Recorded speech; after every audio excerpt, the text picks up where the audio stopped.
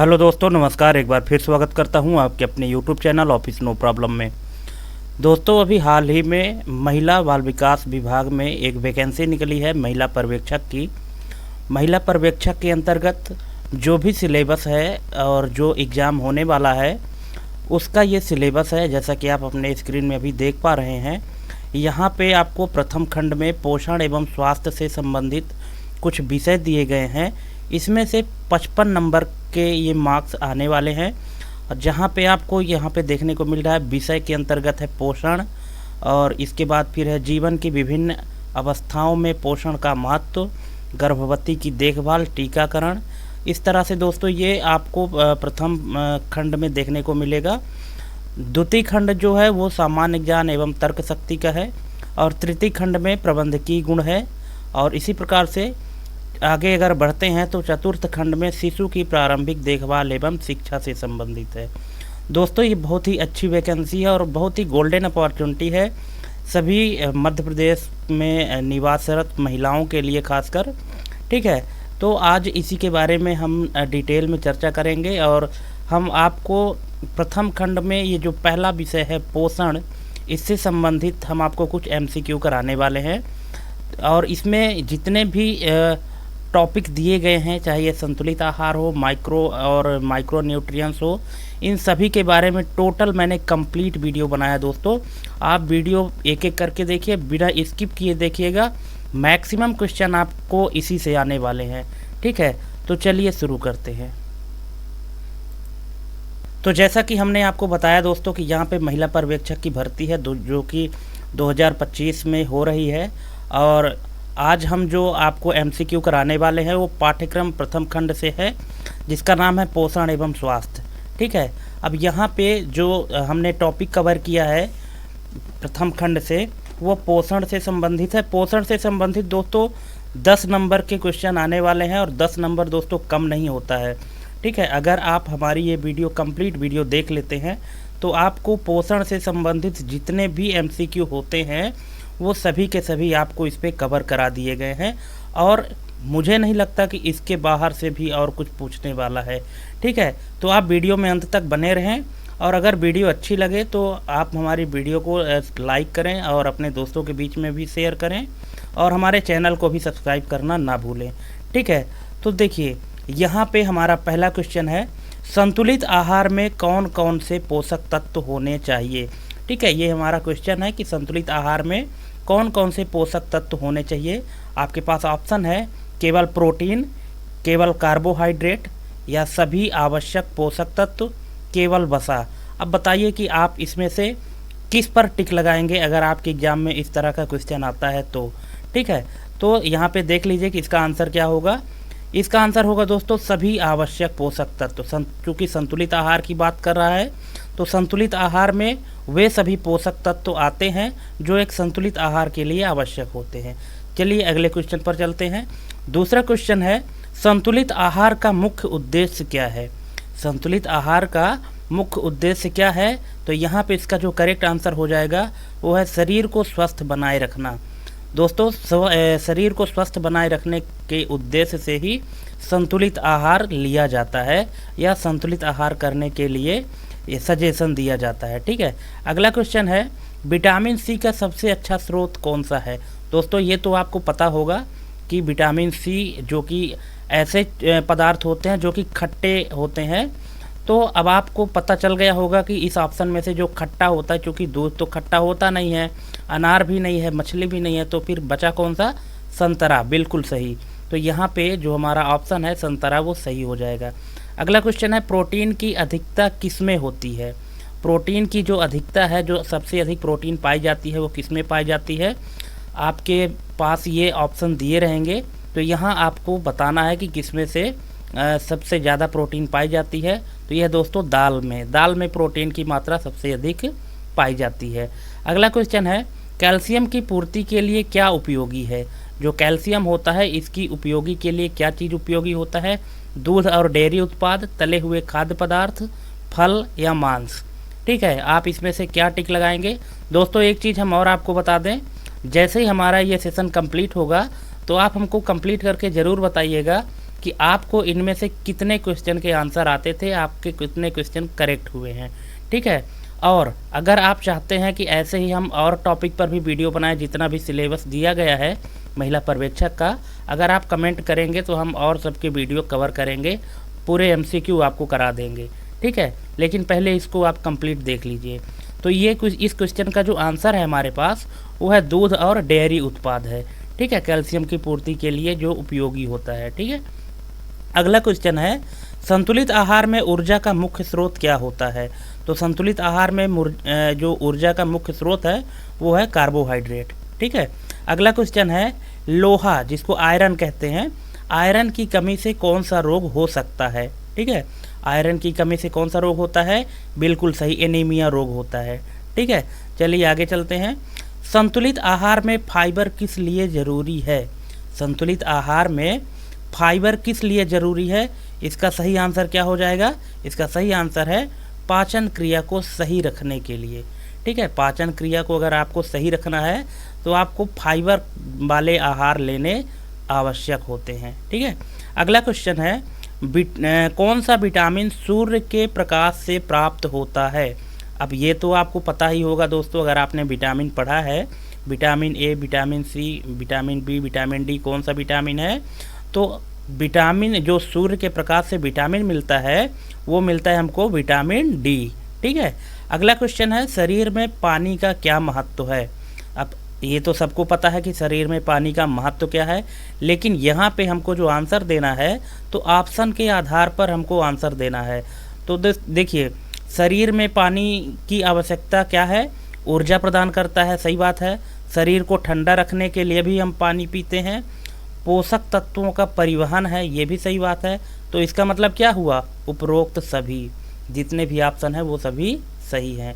अगला क्वेश्चन है खनिज पदार्थों में सबसे अधिक पाया जाने वाला खनिज क्या है। खनिज पदार्थों में सबसे अधिक पाया जाने वाला खनिज क्या है, कैल्शियम है, आयरन है, पोटेशियम है या जिंक है। ठीक है, तो इसका आंसर है कैल्शियम। ठीक है, कैल्शियम जो है तो सबसे अधिक मात्रा में पाया जाता है, ये खनिज पदार्थ में आता है। अगला है प्रोटीन का मुख्य कार्य क्या है। प्रोटीन का मुख्य कार्य क्या है, अब आप यहाँ पे देख के और बताइए।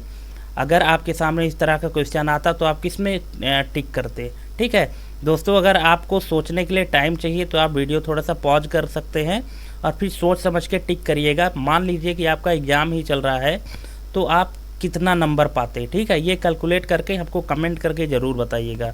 इस क्वेश्चन का जो सही आंसर है दोस्तों वो है शरीर का निर्माण और मरम्मत। प्रोटीन का जो मुख्य कार्य होता है वो शरीर का निर्माण और मरम्मत होता है। अगला क्वेश्चन है विटामिन B12 की कमी से कौन सा रोग होता है। विटामिन B12 की जो कमी से कौन सा रोग उत्पन्न होता है वो है एनीमिया। ठीक है, एनीमिया रोग जो होता है तो विटामिन B12 की कमी से उत्पन्न होता है। इसके बाद फिर है संतुलित आहार में वसा की आवश्यकता क्यों होती है। जो संतुलित आहार है उसमें वसा की आवश्यकता क्यों होती है, तो इसका जो सही जवाब है वो क्या है, ऊर्जा और विटामिन्स को संग्रह करने के लिए। जो ऊर्जा और विटामिन मिलेगा उसको संग्रहित करने के लिए वसा की आवश्यकता होती है। अगला क्वेश्चन है फल और सब्जियों में कौन सा प्रमुख पोषक तत्व पाया जाता है। दोस्तों, महिला पर्यवेक्षक का जो फॉर्म निकला है उसमें इसी तरह के क्वेश्चन आपसे पूछे जाएंगे और ये क्वेश्चन देखने में लगते हैं कि हमसे बन जाएंगे, लेकिन जब वास्तव में आप करने लगेंगे तो वहाँ पे आप गड़बड़ी कर देंगे। इसलिए किसी भी क्वेश्चन को आप हल्के में ना लें। और ये जितने भी क्वेश्चन हमने आपको दिए हैं एकदम प्योरीफाइड क्वेश्चन है और मैक्सिमम क्वेश्चन आपको इसमें से आने वाले हैं एग्जाम में। ठीक है, इसलिए आप वीडियो में अंत तक बने रहें और सभी क्वेश्चन को बारी बारी से देखें उसका आंसर क्या होगा। तो इस क्वेश्चन का आंसर क्या है कि फल और सब्जियों में कौन सा प्रमुख पोषक तत्व पाया जाता है, तो वो पाया जाता है विटामिन और खनिज। अगला क्वेश्चन है किस विटामिन की कमी से रात में दिखने में परेशानी होती है। देखिए, रात में दिखने में जो परेशानी होती है उसको रतौंधी कहते हैं। तो ये किस विटामिन की कमी से होता है, तो ये होता है विटामिन ए की कमी से। ठीक है, विटामिन ए की कमी से रतौंधी होती है जो रात में देखने में समस्या होती है। अगला है पानी की दैनिक आवश्यकता कितनी होनी चाहिए। ठीक है, एक दिन में हमको पानी कितना पीना चाहिए, यहाँ पे इस क्वेश्चन का मतलब ये है। तो कितने लीटर पीना चाहिए, 1 लीटर, 2 से 3 लीटर, 5 लीटर या 10 लीटर। ठीक है, तो यहाँ पे अब चूँकि इंसान की बात हो रही है दोस्तों, ठीक है, तो यहाँ पे 2 से 3 लीटर की आवश्यकता होती है दैनिक जीवन में। ठीक है, अगला क्वेश्चन है, कौन सा खाद्य पदार्थ फाइबर का सबसे अच्छा स्रोत है? फाइबर का सबसे अच्छा स्रोत कौन सा खाद्य पदार्थ है? तो यहाँ पे है फल और सब्जियाँ। ठीक है, अगला क्वेश्चन है, शरीर में प्रोटीन का अपघटन किसके द्वारा होता है? शरीर में प्रोटीन का जो अपघटन होता है वो किसके द्वारा होता है? वो होता है दोस्तों प्रोटीज के द्वारा। ठीक है, प्रोटीज के द्वारा प्रोटीन का अपघटन होता है। इसके बाद है, संतुलित आहार में भोजन को क्यों विविधतापूर्ण होना चाहिए? अब यहाँ पे देखिए बहुत ही अच्छा क्वेश्चन है। इसके ऑप्शन भी आप पढ़ सकते हैं कि संतुलित आहार में भोजन को क्यों विविधतापूर्ण होना चाहिए। तो इसका जो ऑप्शन दिया गया है वो पहला क्या है, स्वाद के लिए, दूसरा है सभी पोषक तत्वों की पूर्ति के लिए, और तीसरा है वजन कम करने के लिए, और चौथा है केवल कार्बोहाइड्रेट प्राप्त करने के लिए। दोस्तों अगर आप क्वेश्चन और ये जो ऑप्शन को ध्यान से पढ़ेंगे ना तो आपको तुरंत समझ में आ जाएगा कि क्वेश्चन पूछ क्या रहा है। तो इस क्वेश्चन का जो सही आंसर है वो क्या है, सभी पोषक तत्वों की पूर्ति के लिए संतुलित आहार को विविधतापूर्ण होना आवश्यक है। ठीक है, अगला क्वेश्चन है, कैलोरी क्या मापती है? कैलोरी जो एक ये कैलोरी से हम क्या मापते हैं, ऊर्जा मापते हैं। ठीक है, कि कितने कैलोरी ऊर्जा हमको मिली है। इसके बाद है, 1 ग्राम कार्बोहाइड्रेट में कितनी कैलोरी मिलती है? ठीक है, 1 ग्राम कार्बोहाइड्रेट से कितनी कैलोरी मिलती है? तो वो मिलती है हमको 4 कैलोरी बराबर 1 ग्राम कार्बोहाइड्रेट। ठीक है, इसके बाद है, 1 ग्राम वसा जिसको फैट भी कहते हैं से कितनी कैलोरी मिलती है? तो इसका सही आंसर है 9। ठीक है, मतलब 9 कैलोरी होता है 1 ग्राम वसा में। ठीक है, 1 ग्राम प्रोटीन से कितनी कैलोरी मिलती? अब देखिए कैलोरी के क्वेश्चन को हमने किस तरह से कवर किया है आप सोच सकते हैं। ठीक है, कि कैलोरी से संबंधित जो भी क्वेश्चन है वो छूटने नहीं पाए, चाहे बोर्ड किसी भी तरह से घुमा फिरा के आपसे पूछे वो आपको आना चाहिए। ठीक है, तभी आप फाइट कर पाएंगे दोस्तों। अगला है कि 1 ग्राम प्रोटीन से कितनी कैलोरी मिलती है? तो वो कितनी मिलती है, 4 मिलती है। 1 ग्राम प्रोटीन से 4 कैलोरी मिलती है। ठीक है, अगला है, वजन घटाने के लिए दिन में कितनी कैलोरी कम करनी चाहिए? जैसे किसी व्यक्ति का वजन ज़्यादा है, उसको अगर वजन घटाना है तो कितनी कैलोरी कम होनी चाहिए? तो वो है 500। ठीक है, बी आपका सही आंसर है। इसके बाद है, एक वयस्क पुरुष की औसत कैलोरी आवश्यकता कितनी होनी चाहिए या कितनी होती है? जो एक वयस्क पुरुष है उसकी औसत कैलोरी आवश्यकता कितनी है? 2000 से 2500 कैलोरी। ऑप्शन नंबर बी आपका सही आंसर है। इसके बाद है, 1 पाउंड कितना होता है? लगभग 0.45 किलोग्राम, है ना, मतलब 1.25 किलो के लगभग। तो वजन कम करने के लिए 1 पाउंड वजन कम करने के लिए कितनी कैलोरी बर्न करनी होती है? कितनी कैलोरी बर्न करनी होती है? इसका सही आंसर है 3500 कैलोरी आपको बर्न करनी पड़ेगी 1 पाउंड वजन कम करने के लिए। ठीक है, इसके बाद है, कौन सा आहार कम कैलोरी वाला होता है? इसमें से ऐसा कौन सा आहार है जो कम कैलोरी उत्पन्न करता है? तो वो कौन सा है? फल और सब्जियां। ठीक है, इसमें से कैलोरी आपको कम मिलती है। इसके बाद है, रोज़ाना कैलोरी की ज़रूरत किस पर निर्भर करती है? जो कैलोरी की ज़रूरत हमको निर्भर करती है किस पर? तो ये देखिए, उम्र पर भी निर्भर करती है, शारीरिक गतिविधियों पर भी निर्भर करती है, लिंग पर भी निर्भर करती है। इसका मतलब उपरोक्त सभी, मतलब सभी के अनुसार कैलोरी की ज़रूरत निर्भर होती है। इसके बाद है, 1 गिलास दूध। अब देखिए, गिलास अगर हम बोल दिए तो गिलास की साइज़ छोटी या बड़ी हो सकती है, लेकिन यहाँ पे जो दूध की मात्रा है वो भी बताया गया है। जो गिलास की जो साइज़ है कि 200 ml में, है ना, कि 200 ml में औसतन कितनी कैलोरी होती है? तो कितनी होती है? 100 कैलोरी होती है। ठीक है, अगला क्वेश्चन है, फास्ट फूड में कैलोरी अधिक क्यों होती है? फास्ट फूड में कैलोरी अधिक क्यों होती है? तो यहाँ पे जो ऑप्शन दिया गया है, प्रोटीन की अधिकता के कारण, वसा और चीनी की अधिकता के कारण, फाइबर की कमी के कारण, या इनमें से कोई नहीं। ठीक है। तो देखिए जो फास्ट फूड होता है तो उसमें कैलोरी इसलिए अधिक होती है क्योंकि उसमें वसा और चीनी की अधिकता के कारण उसमें कैलोरी अधिक होती है, ठीक है। अगला है, एक केला खाने से कितनी कैलोरी मिलती है, ठीक है। एक केला खाने से कितनी कैलोरी मिलती है, तो एक केला खाने से 100 कैलोरी मिलती है दोस्तों, ठीक है। चलिए अगला है हमारे पास, कैलोरी का उपयोग किसके लिए किया जाता है। कैलोरी का जो उपयोग है वो किसके लिए किया जाता है, ऊर्जा मापने के लिए। हमने अभी इसके पहले पढ़ा ना कि कैलोरी क्या मापती है, ऊर्जा मापती है। तो कैलोरी का उपयोग हम किसके लिए करते हैं, ऊर्जा मापने के लिए करते हैं।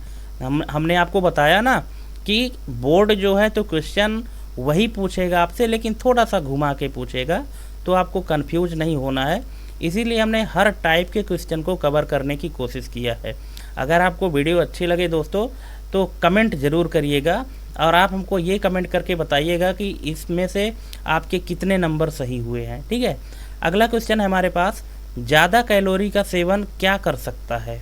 अगर मान लीजिए कि आप कैलोरी का सेवन ज़्यादा करते हैं, ऐसे फूड लेते हैं जिसमें कैलोरी की मात्रा ज़्यादा होती है, इससे क्या प्रभाव पड़ेगा, वज़न बढ़ेगा, ठीक है।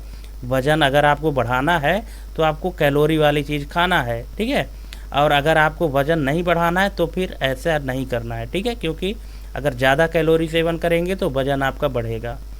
इसके बाद है, हर दिन कितनी कैलोरी बर्न करने से वज़न स्थिर रहता है, ठीक है। अब देखिए अगर आप चाहते हैं कि आपका जो वज़न है वो स्थिर रहे, मतलब फिक्स रहे, तो कितनी कैलोरी आपको बर्न करनी पड़ेगी। तो इसका जो सही आंसर है वो क्या हो जाएगा कि जितनी कैलोरी सेवन की जाती है उतनी ही बर्न होनी चाहिए, तभी आपका वज़न स्थिर रहेगा। अगर जितनी कैलोरी सेवन करते हैं अगर उसमें से कम बर्न होती है तो आपका वज़न बढ़ेगा, अगर ज़्यादा बर्न हो जाती है तो आपका वज़न घट जाएगा।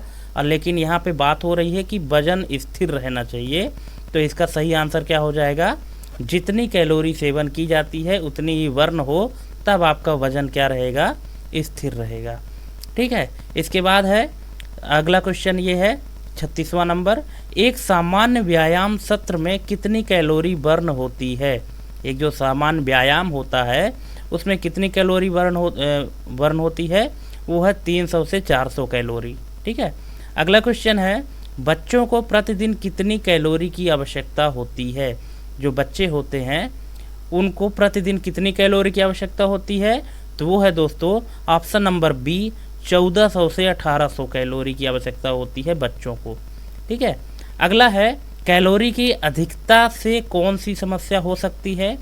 जो कैलोरी की समस्या है, मान लीजिए ज़्यादा कैलोरी वाली चीज़ आप लेते हैं तो उसमें से एक समस्या क्या होगी, उसमें से समस्या होगी कि आप मोटे हो जाएंगे, मोटापा आ जाएगा कैलोरी के अधिक सेवन से, ठीक है। अगला है, कौन सा पेय पदार्थ या कौन सा पेय कम कैलोरी वाला होता है। अब ऐसा कौन सा पेय पदार्थ है जो कि कम कैलोरी उत्पन्न करता है, तो वो है क्या, ना तो सोडा है, ना जूस है, और ना तो एनर्जी ड्रिंक है। तो फिर बचा क्या, पानी, ठीक है। पानी एक ऐसा पेय पदार्थ है दोस्तों जिसमें कैलोरी की मात्रा कम होती है, ठीक है। इसके बाद है, दिन भर की कैलोरी बर्न बढ़ाने के लिए क्या करना चाहिए। अगर दिन भर की कैलोरी आपको बर्न करनी है, बर्न बढ़ानी है, तो उसके लिए आपको क्या करना चाहिए, उसके लिए आपको व्यायाम करना चाहिए, ठीक है। अगला है, प्रोटीन किसका प्रमुख स्रोत है। जो प्रोटीन है, अब देखिए यहाँ से हमारा जो टॉपिक है प्रोटीन से रिलेटेड है। अब जितने भी क्वेश्चन आएंगे आपको प्रोटीन से आएंगे, प्रोटीन को घुमा फिरा के यहाँ पे पूछा गया है, ठीक है। तो आपको कंफ्यूज नहीं होना है, यहाँ पे आपको ध्यान से देखना है और एक एक करके आपको इसको कंप्लीट करना है। तो देखिए प्रोटीन किसका प्रमुख स्रोत है, तो प्रोटीन जो प्रमुख स्रोत है शरीर के निर्माण और मरम्मत के लिए है, ठीक है। अगला क्वेश्चन है, प्रोटीन किससे बनता है। तो प्रोटीन जो है तो अमीनो एसिड से बनता है। प्रोटीन किससे बनता है, ना तो फैटी एसिड से बनता है, ना तो ग्लूकोज से बनता है, और ना ही विटामिन से बनता है। तो किससे बनता है, अमीनो एसिड से बनता है। अगला क्वेश्चन है, प्रोटीन का पाचन कहाँ शुरू होता है। प्रोटीन जो आपके अंदर होता है तो उसका जो पाचन क्रिया है वो कहाँ शुरू होता है, तो वो होता है दोस्तों पेट में, ठीक है। पेट में शुरू होता है प्रोटीन का पाचन, ठीक है। अगला क्वेश्चन है, शरीर में प्रोटीन की कमी से कौन सा रोग हो सकता है। तो देखिए यहाँ पे शरीर में जो प्रोटीन की कमी होती है तो उसमें से कौन सा रोग हो सकता है, इसका आप लोग आंसर कमेंट करेंगे। ठीक है, वीडियो पॉज करिए थोड़ी सी और फिर कमेंट करिए, और अगर आपको अच्छा है, आपको पता है, तो आप खुद से भी टिक कर सकते हैं अपने कॉपी में। तो इसका सही आंसर है क्वाशियोरकर। ठीक है, क्वाशियोरकर नाम की जो बीमारी है तो वो प्रोटीन की कमी से होती है। ठीक है, अगला क्वेश्चन है प्रोटीन का प्रमुख कार्य क्या होता है। ठीक है, प्रोटीन का जो प्रमुख कार्य है वो क्या है, कोशिकाओं की वृद्धि और मरम्मत करना। जो हमारे अंदर सेल होते हैं जिनको कोशिका कहते हैं, उनकी वृद्धि और मरम्मत करना। जैसे हमारे शरीर में कहीं भी चोट लग जाती है तो वो सेल आपस में कुछ दिन बाद वो भर जाते हैं ना, तो कैसे, वो प्रोटीन का कार्य होता है कि उसमें कोशिकाओं की वृद्धि और मरम्मत करना। अगला है सबसे अधिक प्रोटीन किसमें पाया जाता है। अभी आपके पास ऑप्शन दिया गया है, अंडा, चावल, आलू, घी, किसमें सबसे अधिक प्रोटीन पाया जाता है। तो बेशक आपको इसमें ऑप्शन लगा देना है अंडा। अंडा में सबसे अधिक प्रोटीन पाया जाता है दोस्तों। ठीक है, अगला क्वेश्चन है एक वयस्क व्यक्ति को प्रतिदिन कितने ग्राम प्रोटीन की आवश्यकता होती है। एक जो वयस्क व्यक्ति है तो उसको प्रतिदिन कितने ग्राम प्रोटीन की आवश्यकता होती है, 50 से 60 ग्राम, बस, इससे ज़्यादा नहीं। ठीक है, अगला क्वेश्चन है कौन सा आहार प्रोटीन का अच्छा स्रोत नहीं है। अब यहाँ पे क्वेश्चन पढ़िएगा, कौन सा आहार प्रोटीन का अच्छा स्रोत नहीं है। स्रोत नहीं है की बात कर रहा है ना, तो यहाँ पे क्या क्या है, दालें, फल, मांस, अंडे। तो देखिए यहाँ पे अंडे से तो अच्छा प्रोटीन मिलता है, अभी हमने पढ़ा है। मांस से भी प्रोटीन मिलता है। ठीक है, और फिर मिलता किससे नहीं है, फल से नहीं मिलता है। ठीक है, दाल से भी आपको प्रोटीन मिलेगा, मांस से भी मिलेगा, अंडा से भी मिलेगा, लेकिन फल से प्रोटीन नहीं मिलता। अगला है प्रोटीन के अपघटन में कौन सा एंजाइम मदद करता है। तो प्रोटीन के अपघटन में कौन सा एंजाइम मदद करता है, प्रोटीज करता है। ठीक है, अगला क्वेश्चन है कौन सा शाकाहारी भोजन प्रोटीन का प्रमुख स्रोत है। ठीक है, कौन सा शाकाहारी भोजन प्रोटीन का प्रमुख स्रोत है। तो दोस्तों ऑप्शन तो जितने भी दिए गए हैं वो सभी शाकाहारी ही दिए गए हैं, गेहूं, दाल, मक्खन, आलू। तो फिर इसमें प्रोटीन की प्रमुख स्रोत किसमें सबसे अधिक है, तो वो क्या है, दाल। दाल में जो प्रोटीन का प्रमुख स्रोत है वो दाल है। ठीक है, आपको ऑप्शन के अकॉर्डिंग दोस्तों यहाँ पे आंसर देना है। ठीक है, प्रोटीन में कितनी कैलोरी प्रति ग्राम होती है, तो प्रोटीन में 4 कैलोरी प्रति ग्राम होती है। ठीक है, अगला नंबर क्वेश्चन है प्रोटीन किसके निर्माण में मदद करता है। तो जो प्रोटीन है को किसके निर्माण में मदद करता है, वो करता है उपरोक्त सभी के, मांसपेशियों के निर्माण में भी मदद करता है, खून के निर्माण में भी, और त्वचा के निर्माण में भी प्रोटीन हेल्प करता है। अगला क्वेश्चन है कौन सा आहार पशु आधारित प्रोटीन का स्रोत है। ठीक है, अब यहाँ पे देखिए मूंगफली, दूध, सोयाबीन और गेहूं। क्वेश्चन क्या बोल रहा है, कौन सा आहार पशु आधारित प्रोटीन का स्रोत है। अब देखिए पशु आधारित जो प्रोटीन का स्रोत है वो क्या है। अब चूंकि मूंगफली तो पशु से आधारित नहीं है, सोयाबीन भी नहीं है, गेहूं भी नहीं है, तो फिर क्या है, दूध। दूध पशु आधारित है, क्यों, क्योंकि दूध हमको गाय से भी मिलता है और भैंस से भी मिलता है, बकरी से भी मिलता है। तो ये जो प्रोटीन है तो किससे आधारित है, पशु आधारित प्रोटीन है, इसलिए इसका सही आंसर क्या हो जाएगा, दूध। ठीक है, अगला क्वेश्चन है कौन सा आहार प्रोटीन से भरपूर होता है। तो कौन सा आहार है जो प्रोटीन से भरपूर है, वो है मछली। ठीक है, हरी सब्जियां, आलू, चावल इनमें भी है, लेकिन जिसमें सबसे अधिक प्रोटीन है भरपूर मात्रा में उसमें वो है मछली। अब हमने आपको बताया ना कि आपको जो आंसर देना है तो जो ऑप्शन दिए गए हैं उस ऑप्शन में से आपको देना है। आपको दिग्भ्रमित करने के लिए ऐसे ऑप्शन दे देंगे कि आपको लगेगा सभी सही हैं, लेकिन अगर आप क्वेश्चन ध्यान से पढ़ेंगे तो आपको समझ में आएगा कि क्वेश्चन वास्तव में पूछ क्या रहा है। ठीक है, अगला क्वेश्चन है प्रोटीन का कौन सा प्रकार शरीर द्वारा आसानी से अवशोषित होता है। ठीक है, प्रोटीन का कौन सा प्रकार शरीर द्वारा आसानी से अवशोषित होता है, तो कौन सा है, पशु प्रोटीन।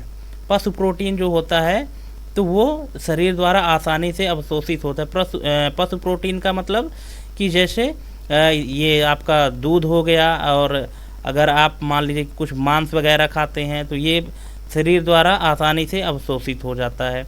अगला क्वेश्चन है, सोयाबीन में किस पोषक तत्व की अधिकता होती है?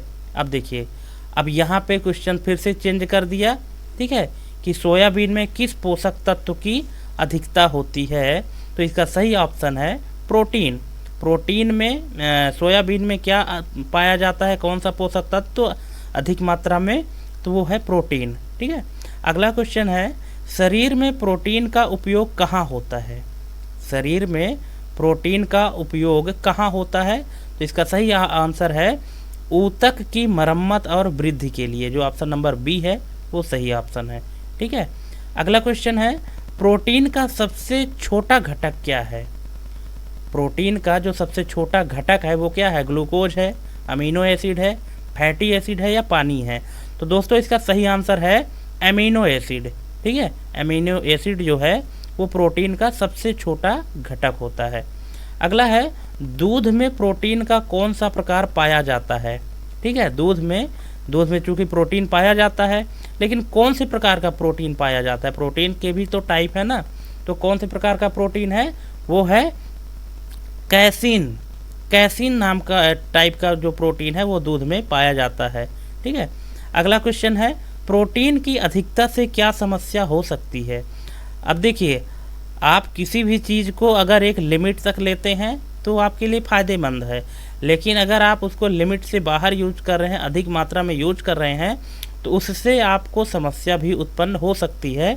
जिस प्रकार से यहाँ पे पूछा जा रहा है कि प्रोटीन की अधिकता से क्या समस्या हो सकती है? वजन बढ़ना, किडनी पर प्रभाव, पाचन समस्याएं या उपरोक्त सभी? तो यहाँ पे सही आंसर हो जाएगा उपरोक्त सभी। अगर आप ज़्यादा प्रोटीन लेते हैं तो किडनी पर भी उसका प्रभाव पड़ेगा, आपका वजन भी बढ़ेगा, पाचन समस्याएं भी होंगी, मतलब सभी होंगी। इसके बाद है, विटामिन को किस रूप में जाना जाता है? तो विटामिन जो है तो किस रूप में जाना जाता है? वो है पोषक तत्व के रूप में जाना जाता है, ठीक है। अगला क्वेश्चन है, विटामिन बी की कमी से कौन सा रोग होता है? ठीक है, अब यहाँ पे देखिए, विटामिन बी की कमी से, बी फॉर बेरी बेरी, ठीक है।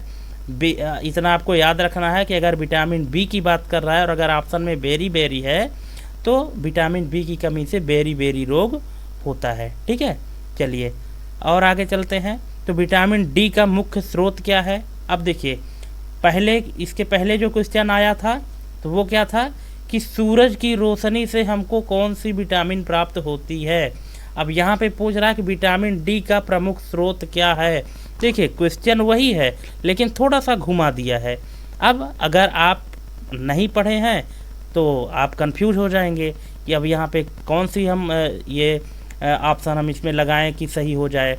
तो देखिए, यहाँ पे जो इसका सही ऑप्शन है ऑप्शन नंबर ए, सूरज की रोशनी, ठीक है। विटामिन डी का प्रमुख स्रोत जो है तो सूरज की रोशनी है। इसके बाद है, विटामिन ए की कमी से कौन सा रोग होता है? जो विटामिन ए की कमी है उससे कौन सा रोग होता है? अभी इसके पहले हमने किया है, ठीक है। तो विटामिन ए की कमी से रात का अंधापन, जिसे रतौंधी भी कहते हैं, ठीक है। रात का जो अंधापन है उसको रतौंधी भी कहते हैं, ये भी आपको याद रखना है, ठीक है। चलिए अगला क्वेश्चन है, विटामिन के किसके लिए ज़रूरी होता है? अब विटामिन के किसके लिए है? हड्डी की मजबूती नहीं, आँखों की रोशनी नहीं, बालों की वृद्धि नहीं, तो फिर क्या? रक्त का थक्का जमने के लिए। अगर आप कहीं पे कट जाते हैं अपने शरीर में तो थोड़ी देर तक ब्लड चलता है और ब्लड चलने के बाद कुछ देर बाद वहाँ पे ब्लड जम जाता है। वो किसके कारण जमता है? जब आपके अंदर विटामिन के की मात्रा मौजूद होती है तब। अगर आपके अंदर विटामिन के की कमी है तो आपका ब्लड निकलता ही रहेगा, ठीक है, और रक्त का थक्का नहीं जमेगा, ठीक है। और रक्त का थक्का जब तक नहीं जमेगा तो आपका ब्लड पूरा खाली हो जाएगा, ठीक है। चलिए अगला क्वेश्चन है, विटामिन ई का मुख्य कार्य क्या है? विटामिन ई का मुख्य कार्य क्या है? यहाँ पे आप वीडियो पॉज करके और अच्छे से सोच के फिर आंसर दे सकते हैं और देखिए कि आपका आंसर सही होता है या नहीं, ठीक है। यहाँ पे इसका जो सही आंसर है वो है कोशिकाओं को ऑक्सीडेटिव क्षति से बचाना, ठीक है। ऑप्शन नंबर बी आपका राइट आंसर है। इसके बाद है अगला क्वेश्चन, विटामिन बी 12 का मुख्य स्रोत क्या है? विटामिन B12 का प्रमुख स्रोत कौन सा है? तो यहाँ पे क्या है? मांस और डेयरी उत्पाद। अगला क्वेश्चन है, रिकेट्स रोग किस विटामिन की कमी से होता है? अब यहाँ पे दोस्तों आपको बताना है कि जो रिकेट्स रोग है तो किस विटामिन की कमी से होता है? विटामिन ए से, विटामिन डी की कमी से, विटामिन ई या विटामिन के? तो यहाँ पे इसका सही आंसर है विटामिन डी। ठीक है, विटामिन डी की कमी से रिकेट्स रोग होता है। और विटामिन डी का प्रमुख स्रोत क्या है? सूरज की रोशनी। ठीक है, चलिए अगला क्वेश्चन है, विटामिन B9 को किस नाम से जाना जाता है? विटामिन B9 को किस नाम से जाना जाता है? फॉलिक एसिड के नाम से भी जाना जाता है विटामिन B9 को। ठीक है, अगला क्वेश्चन है, विटामिन C को किस नाम से जाना जाता है? अब यहाँ पे आप देखिए और बताइए क्या आपको इसका आंसर पता है?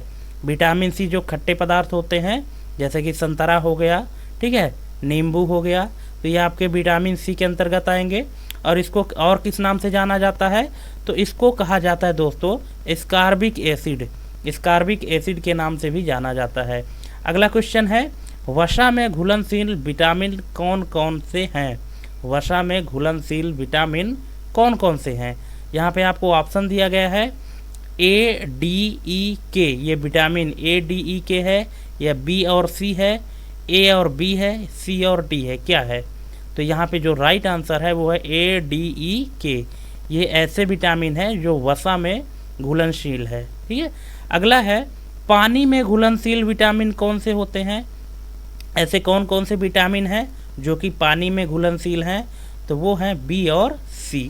ठीक है, B और C विटामिन ऐसे हैं जो पानी में घुलनशील हैं। अगला है, विटामिन B1 को किस नाम से जाना जाता है? जो विटामिन B1 है उसको किस नाम से जाना जाता है? उसको जाना जाता है थायमिन के नाम से। ठीक है, थायमिन के नाम से विटामिन B1 को जाना जाता है। अगला क्वेश्चन है, विटामिन ए का मुख्य स्रोत क्या है?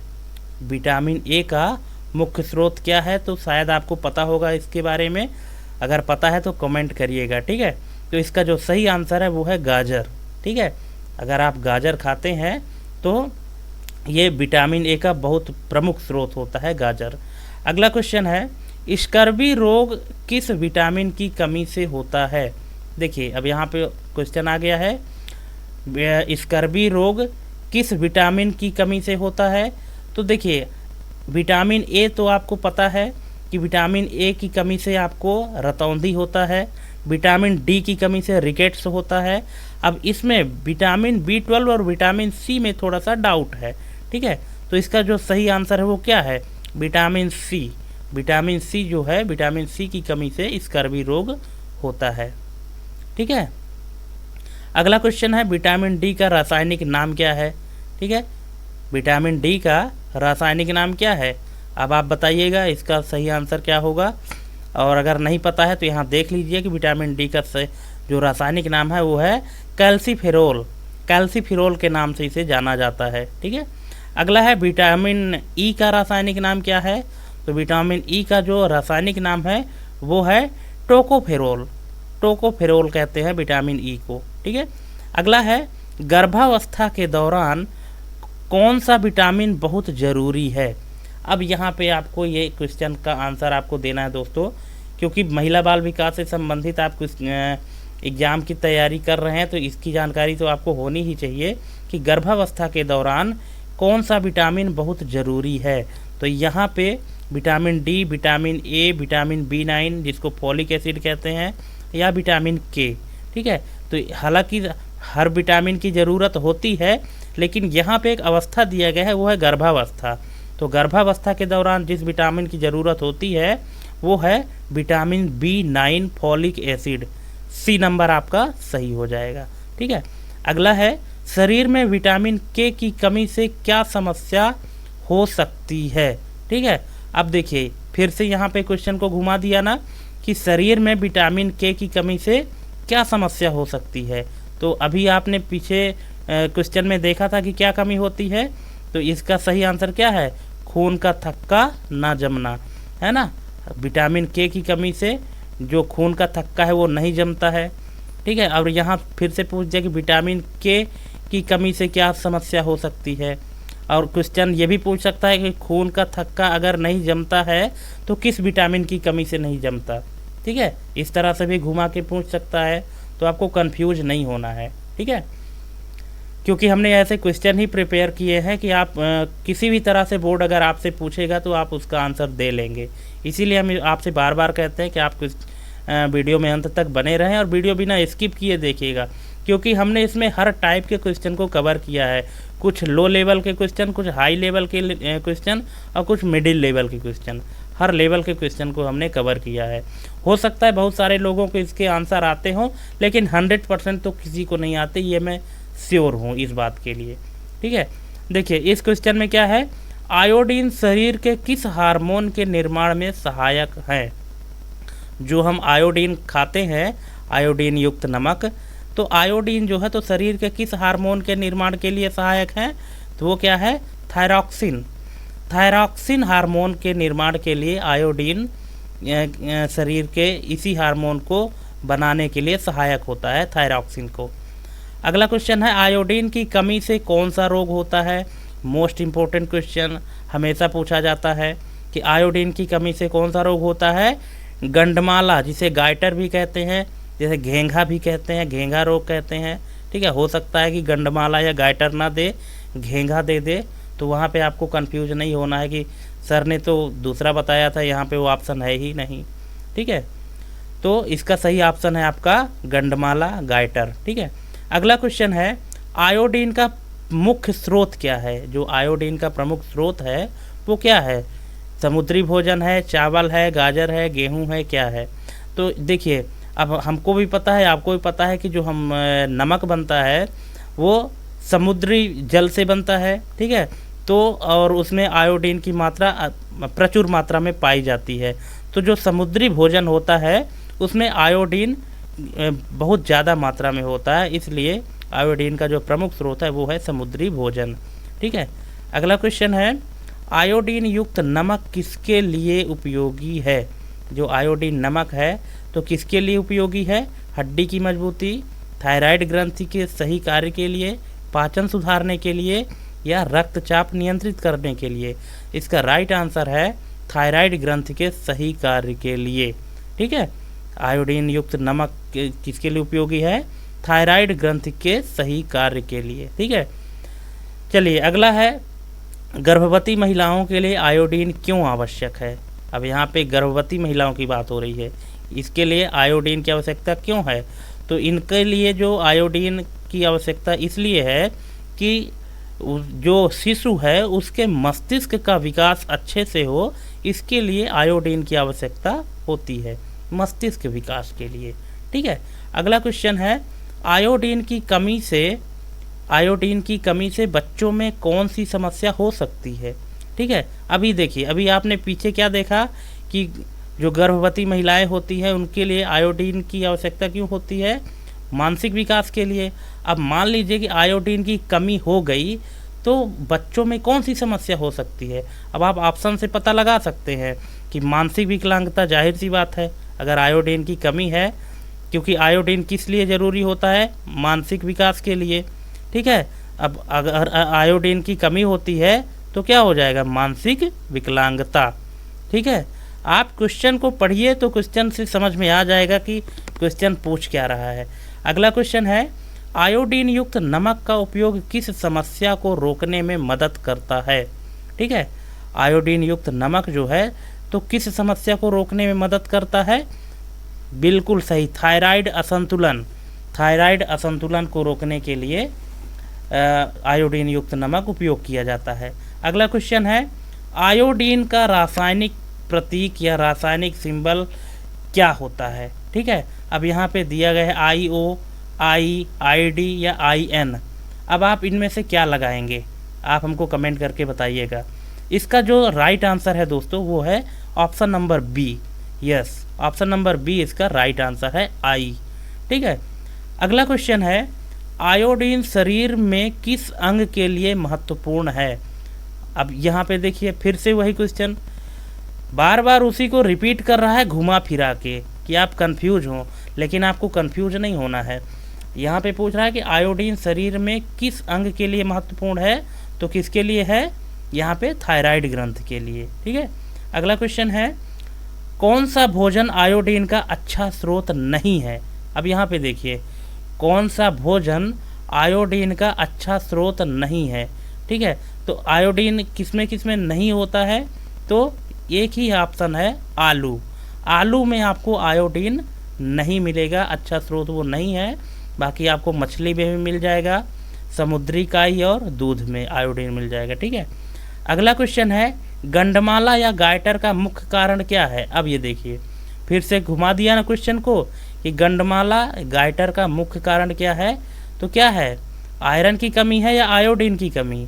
ठीक है, क्योंकि कैल्शियम और विटामिन डी की कमी तो हो नहीं सकती, तो यहाँ पे किसकी कमी है, बिल्कुल सही, आपने सही पकड़ा है, option number B is the right answer. Iodine की कमी से गंडमाला या गाइटर का मुख्य कारण है। अगला क्वेश्चन है दोस्तों, आयोडीन का सबसे अधिक मात्रा में प्राकृतिक स्रोत क्या है। आयोडीन का सबसे अधिक मात्रा में प्राकृतिक स्रोत क्या है, क्या समुद्री पानी, गंगा नदी, ताजे पानी की झीलें या झरने का पानी। ठीक है। अब देखिए यार, इतने तरह से घुमाने के बाद भी अगर आप इस क्वेश्चन का आंसर गलत करेंगे तब तो फिर ऐसा ये गलत है। देखिए, आपको ध्यान से पढ़ना पड़ेगा। ठीक है, इसका जो सही आंसर है वो है ऑप्शन नंबर ए, समुद्री पानी। ठीक है। अगला क्वेश्चन है, आयोडीन का प्रमुख चिकित्सा क्षेत्र में किसके लिए किया जाता है। ठीक है, थायराइड परीक्षण, एंटीसेप्टिक के रूप में, रक्तचाप मापने के लिए या हड्डी की जांच के लिए। तो जो आयोडीन का प्रयोग चिकित्सा क्षेत्र में किया जाता है वो किया जाता है ऑप्शन नंबर बी, एंटीसेप्टिक के रूप में किया जाता है। ठीक है। अगला क्वेश्चन है, आयोडीन किस वर्ग का खनिज है। आयोडीन किस वर्ग का खनिज है, तो आयोडीन हमेशा याद रखिएगा सूक्ष्म पोषक तत्व है। ठीक है, जो कि सूक्ष्म पोषक तत्व वर्ग का खनिज है। अगला क्वेश्चन है, शरीर में आयोडीन की आवश्यकता किस आयु वर्ग में सबसे अधिक होती है। ठीक है, शरीर में आयोडीन की आवश्यकता किस आयु वर्ग में सबसे अधिक होती है, तो वो है गर्भवती महिलाओं में। इसमें कोई भी आयु हो सकती है, अगर गर्भवती महिला है तो उसमें आयोडीन की आवश्यकता सबसे अधिक होती है। ठीक है। अब देखिए, यहाँ पे अगला क्वेश्चन है कि आयोडीन युक्त नमक का उपयोग अनिवार्य करने का उद्देश्य क्या है। आयोडीन युक्त नमक का उपयोग अनिवार्य करने का उद्देश्य क्या है, कि गंडमाला को रोकना, जो गंडमाला नाम की बीमारी होती है उसको रोकने के लिए आयोडीन युक्त नमक का उपयोग किया जाता है। ठीक है। अगला क्वेश्चन है, आयोडीन का अधिक सेवन किस समस्या का कारण बन सकता है। अब देखिए, अगर आप आयोडीन अधिक मात्रा में यूज करते हैं तो इसके कुछ साइड इफ़ेक्ट भी हैं, और आयोडीन का अगर आप अधिक सेवन करते हैं तो कौन सा यहाँ पे समस्या उत्पन्न हो सकती है, वो है हाइपरथायराइडिज्म। ठीक है, ऑप्शन नंबर बी ये है हाइपरथायराइडिज्म, ये समस्या उत्पन्न हो सकती है। अगला क्वेश्चन है, शरीर में आयोडीन का भंडारण मुख्यतः कहाँ होता है। तो शरीर में आयोडीन का जो भंडारण है वो होता है थायराइड ग्रंथि में। ठीक है। अगला क्वेश्चन है दोस्तों, आयोडीन का अभाव कौन से हार्मोन को प्रभावित करता है। जो आयोडीन का अभाव है, अगर आयोडीन की कमी है तो उससे कौन सा हार्मोन प्रभावित होता है, बिल्कुल सही, थायरॉक्सिन, क्योंकि थायरॉक्सिन हार्मोन्स के लिए ही तो आयोडीन का यूज किया जाता है। अगर आयोडीन की कमी हो गई तो कौन सा हार्मोन प्रभावित होगा, जाहिर सी बात है थायरॉक्सिन ही होगा।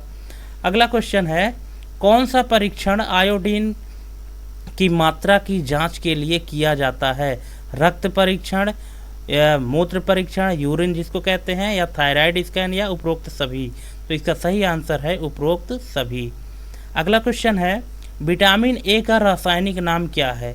अब इसका आंसर आपको देना है कमेंट करके कि विटामिन ए का रासायनिक नाम क्या है। थायमिन है, रेटिनॉल है, नियासिन है, या फॉलिक एसिड है। ठीक है, इसका सही आंसर है दोस्तों रेटिनॉल। ठीक है। अगला क्वेश्चन है, विटामिन ए किसमें घुलनशील है। अभी हमने पीछे किया था कि विटामिन ए किसमें घुलनशील है। अब इसी क्वेश्चन को घुमा के यहाँ पे पूछा है, तो इसका सही आंसर हो जाएगा वसा। वसा में विटामिन ए घुलनशील होता है। ए डी ई के हमने पढ़ा था ना कि वसा में कौन कौन से विटामिन घुलनशील है, विटामिन ए डी ई के। अगला क्वेश्चन है निम्नलिखित में से कौन सा विटामिन ए का समृद्ध स्रोत है। ठीक है, विटामिन ए का समृद्ध स्रोत कौन सा है, तो हरी पत्तेदार सब्जियां।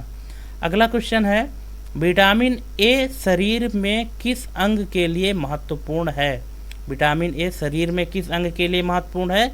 अब देखिए विटामिन ए की कमी से क्या होती है, रतौंधी होती है। तो जाहिर सी बात है कि किसके लिए, शरीर के किस अंग के लिए है, आँख के लिए है। तो यहाँ पे जो राइट आंसर हो जाएगा वो है आँख, ऑप्शन नंबर बी। ठीक है, अगला क्वेश्चन है रेटिनाल को किस प्रकार के विटामिन के रूप में जाना जाता है। रेटिनाल को किस प्रकार के विटामिन के रूप में जाना जाता है।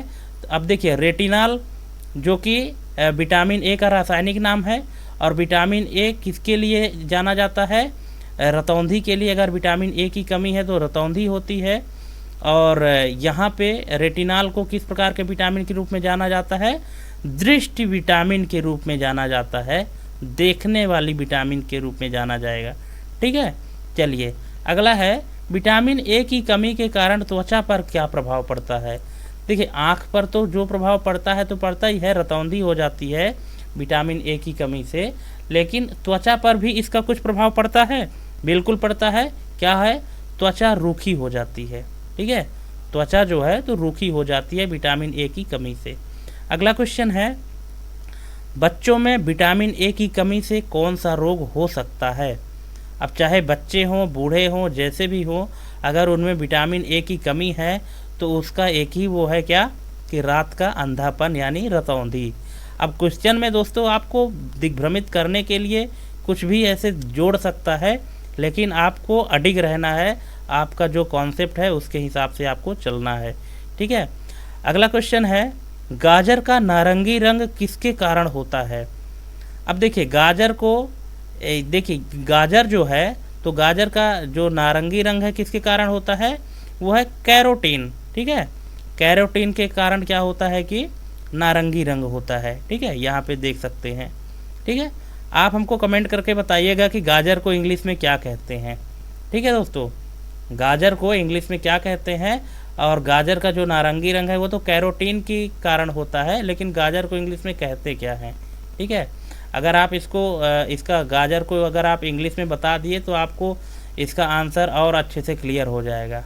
ठीक है, चलिए अगला है निम्नलिखित में से कौन विटामिन ए का प्रविटामिन है। ठीक है, विटामिन ए का प्रविटामिन कौन सा है, बिल्कुल सही। अगर आपको पता होगा तो option number A beta carotene. Beta carotene जो है विटामिन ए का प्रविटामिन है। अगला क्वेश्चन है विटामिन ए का भंडारण मुख्यतः कहाँ होता है। जो विटामिन ए है तो ये इसका स्टोरेज कहाँ होता है शरीर में, तो ये होता है लीवर में, यकृत में। ऑप्शन नंबर बी आपका राइट आंसर है। अगला क्वेश्चन है विटामिन ए के लिए आरडीए। आरडीए का फुल फॉर्म होता है रिकमेंडेड डाइटरी अलाउंस, वयस्कों के लिए क्या है। ठीक है, विटामिन ए के लिए आरडीए वयस्कों के लिए क्या है, तो वयस्कों के लिए है 600 से 900 माइक्रोग्राम। ठीक है, इसके बाद है रेटिनाल और बीटा कैरोटीन के बीच क्या अंतर है। अब देखिए अभी आपने पढ़ा ना रेटिनाल और बीटा कैरोटीन, इनके बीच में अंतर क्या है, तो इनके बीच में क्या अंतर हो सकता है, आप ऑप्शन पढ़ सकते हैं। रेटिनाल सक्रिय होता है और बीटा कैरोटीन एक प्रविटामिन है। रेटिनाल एक प्रोटीन है और बीटा कैरोटीन एक वसा है। रेटिनाल एक खनिज है और बीटा कैरोटीन विटामिन है, दोनों समान है। क्या ये सही है। अब इसमें से अभी आपने जस्ट इसके 2-3 क्वेश्चन पहले आपने पढ़ा है कि जो रेटिनाल है वो विटामिन ए का प्रोविटामिन है। ठीक है, तो यहाँ पे रेटिनाल सक्रिय होता है और बीटा कैरोटीन एक प्रोविटामिन होता है। ठीक है, अगला क्वेश्चन है कौन सा लक्षण विटामिन ए की अत्यधिक मात्रा के कारण हो सकता है। अब देखिए हमने आपको बताया कि किसी भी चीज़ की जब आप अधिक मात्रा में उपयोग करेंगे ज़रूरत से ज़्यादा, तो उसके साइड इफ़ेक्ट होना ज़रूरी है और साइड इफ़ेक्ट होते ही हैं।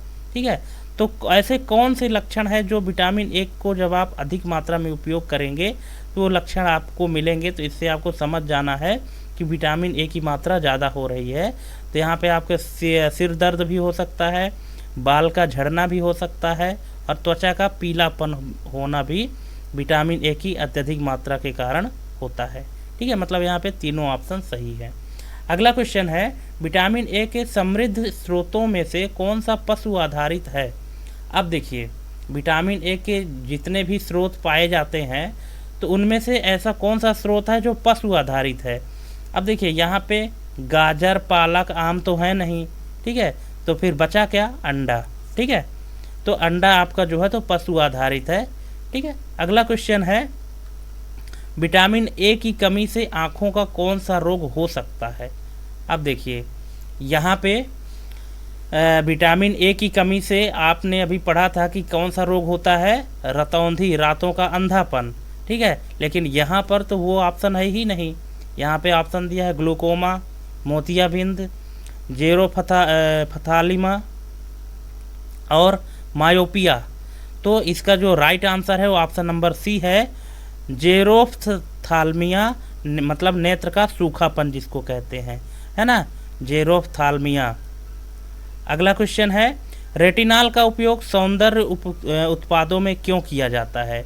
तो जो रेटिनॉल है उसका यूज जो है तो सौंदर्य प्रसाधन में भी किया जाता है, सौंदर्य उत्पाद बनाने में भी किया जाता है। ठीक है, तो इसका यूज क्यों किया जाता है? ऑप्शन नंबर ए आपका राइट आंसर है, त्वचा को स्वस्थ बनाने के लिए। ठीक है, अगला क्वेश्चन है, रेटिनॉल शरीर में कैसे अवशोषित होता है? जो रेटिनॉल है वो शरीर में कैसे अवशोषित होता है? तो वसा के साथ अवशोषित होता है। अगला क्वेश्चन है, मनुष्य के शरीर में आयरन की सबसे अधिक मात्रा किस रूप में पाई जाती है?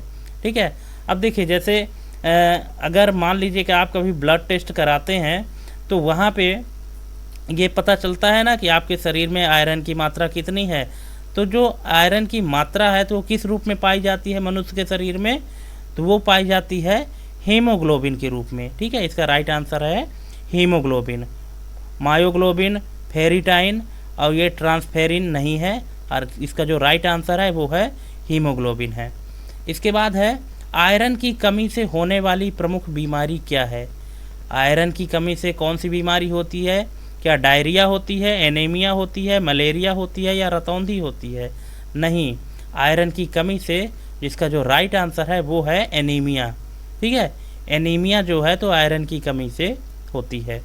अगला क्वेश्चन है, आयरन का अवशोषण किस अंग में सबसे अधिक होता है? तो आयरन का जो अवशोषण है तो शरीर के किस अंग में होता है? वो होता है आंत में। बी इसका राइट आंसर है। अगला क्वेश्चन है, आयरन की कमी से किस प्रकार के रक्त की कमी होती है? ठीक है, आयरन की कमी से किस प्रकार के रक्त की कमी होती है? तो इसका जो सही आंसर है वो है iron deficiency anaemia. Option number C इसका राइट आंसर हो जाएगा। आयरन डेफिशिएंसी एनीमिया जो रक्त है उसकी कमी होती है आयरन की कमी से। ठीक है, अगला क्वेश्चन है, आयरन की कमी से शरीर में किस विटामिन की आवश्यकता बढ़ जाती है? आयरन की कमी से शरीर में किस विटामिन की आवश्यकता बढ़ जाती है? वो है विटामिन सी। विटामिन सी की आवश्यकता बढ़ जाती है अगर आपके शरीर में आयरन की मात्रा की कमी है तो। अगला क्वेश्चन है दोस्तों, आयरन की किस प्रकार की खुराक को अधिक प्रभावी माना जाता है? अब देखिए, यहाँ पर आपको देखना है कि ऑप्शन कौन सा सही है।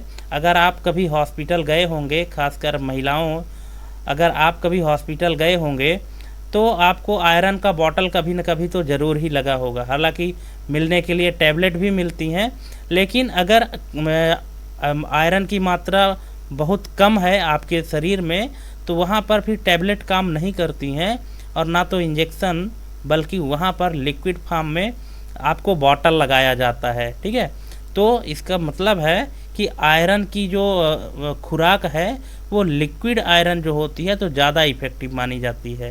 तो इसका जो राइट आंसर है वो है लिक्विड आयरन। ठीक है दोस्तों, वीडियो में अंत तक बने रहें। वीडियो बहुत ही मज़ेदार है क्योंकि हमने पोषण से संबंधित जितने भी टॉपिक थे उनमें सभी क्वेश्चन को हमने कवर करने की कोशिश किया है, जितने भी तरीके से घुमा फिरा के देने को था। ठीक है, अगर आप इतने क्वेश्चन कंप्लीट कर लेते हैं तो आपके जो 10 नंबर हैं वो तो सॉलिड बन ही जाएंगे, ठीक है।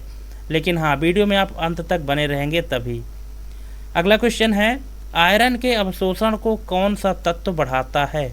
आयरन के अवशोषण को कौन सा तत्व बढ़ाता है? तो वो है विटामिन सी। अगला क्वेश्चन है, आयरन की अधिकता से कौन सी बीमारी हो सकती है? तो आयरन की कमी से कौन सी बीमारी होती है? हीमोक्रोमैटोसिस। हीमोक्रोमैटोसिस आयरन की कमी से होती है ये बीमारी, ठीक है। अगला क्वेश्चन है, आयरन की कमी से होने वाली समस्या का उपचार किससे किया जाता है? ठीक है, आयरन की कमी अगर है आपके अंदर तो इस समस्या का जो उपचार है तो किससे किया जाएगा? जाहिर सी बात है, आयरन सप्लीमेंट से। जो आयरन के सप्लीमेंट हैं उनसे इनका जो उपचार है वो किया जाएगा।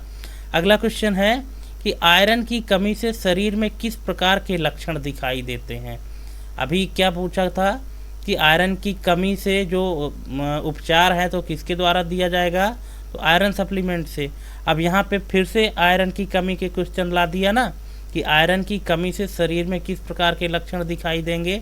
तो यहाँ पे देखिए, अत्यधिक थकावट, त्वचा में रंग का बदलाव, या सिर दर्द, या तीनों, ठीक है। तो इसका जो राइट आंसर है वो है उपरोक्त सभी, ठीक है। आयरन की कमी से आपके शरीर में थकावट भी महसूस होगी, त्वचा का रंग भी बदलेगा और सिर दर्द भी बना रहेगा, ठीक है। ये आयरन की कमी के लक्षण हैं। अगला क्वेश्चन है, आयरन के कौन से 2 रूप होते हैं? आयरन के भी रूप होते हैं, तो कौन कौन से 2 रूप होते हैं? तो यहाँ पे इसका जो राइट आंसर है वो है ऑप्शन नंबर ए, हेम और नॉन हेम, ठीक है। इसका जो राइट आंसर है वो है हेम और नॉन हेम। अगला क्वेश्चन है दोस्तों, हेम आयरन मुख्य रूप से किस स्रोत से पाया जाता है या किस स्रोत से प्राप्त किया जाता है? जो हेम आयरन है, तो हेम आयरन किस स्रोत से प्राप्त किया जाता है? मांस से प्राप्त किया जाता है, ठीक है। और जो नॉन हेम आयरन है मुख्य रूप से किस स्रोत से प्राप्त किया जाता है?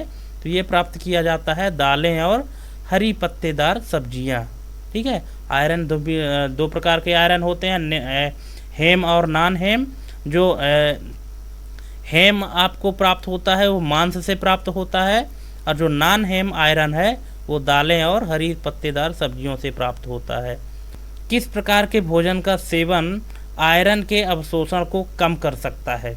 किस प्रकार का भोजन आयरन के सेवन भोजन का सेवन आयरन के अवशोषण को कम कर सकता है?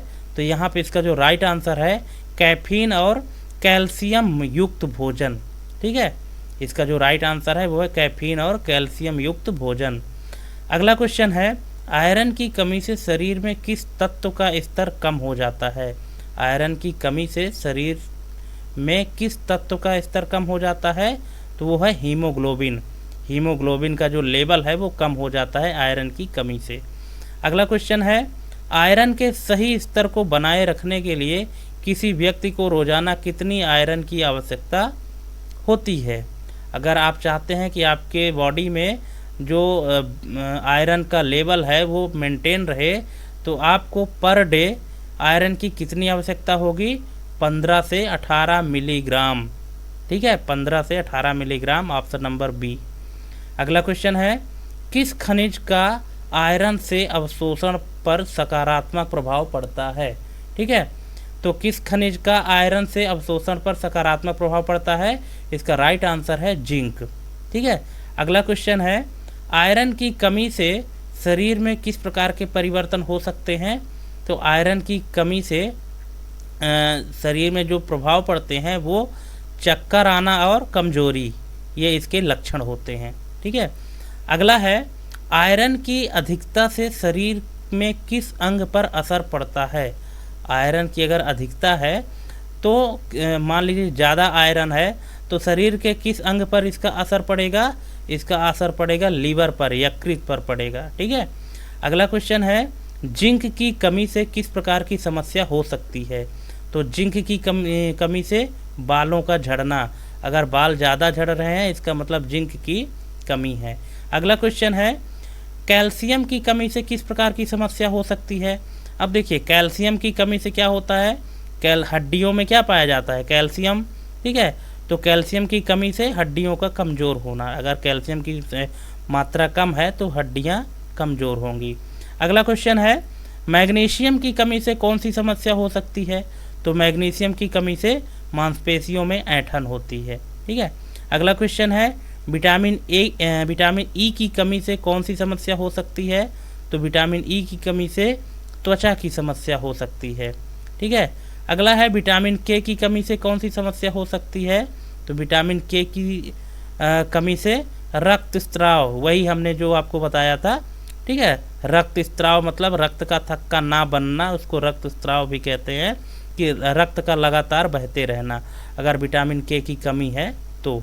अगला है, माइक्रोन्यूट्रिएंट्स की कमी को रोकने के लिए कौन सा उपाय सबसे प्रभावी है? ठीक है। माइक्रोन्यूट्रिएंट्स की कमी को रोकने के लिए कौन सा उपाय सबसे प्रभावी है? तो सबसे प्रभावी जो उपाय है वो है संतुलित आहार, option number A. Option number A संतुलित आहार आपका राइट आंसर है। अगला क्वेश्चन है दोस्तों, माइक्रोन्यूट्रिएंट्स की कमी से बचाव के लिए कौन सा आहार सर्वोत्तम है? तो कौन सा आहार है? वो है हरी पत्तेदार सब्जियां। ठीक है। हरित पत्तेदार सब्जियां ही इसका आहार सर्वोत्तम है। इसके बाद फिर है, आयरन की कमी से होने वाले एनीमिया का उपचार क्या है? ठीक है। अब आयरन की कमी, देखिए इस क्वेश्चन में आपको क्या क्या पता चला कि आयरन की कमी से एनीमिया होता है। अब उस एनीमिया का उपचार क्या है? तो जाहिर सी बात है, यहाँ पे ऑप्शन में ही दिख रहा है कि आयरन का सप्लीमेंट्स आपको देना है। ठीक है। अगला क्वेश्चन है, विटामिन डी की कमी से होने वाली रिकेट्स की रोकथाम के लिए कौन सा उपाय है?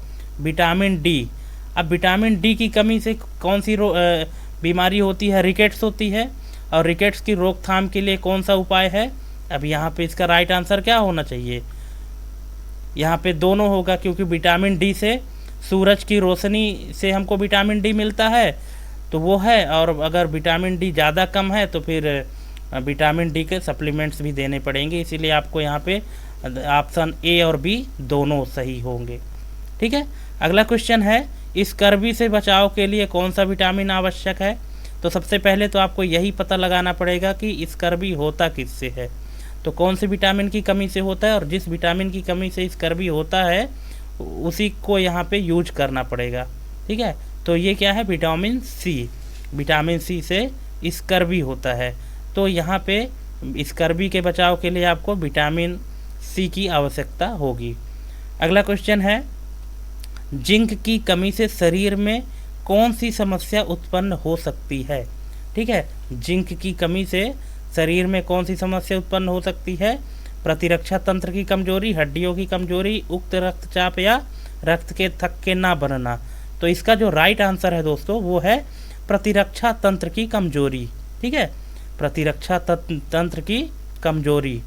अगला क्वेश्चन है, जिंक के शरीर में प्रमुख कार्य क्या है?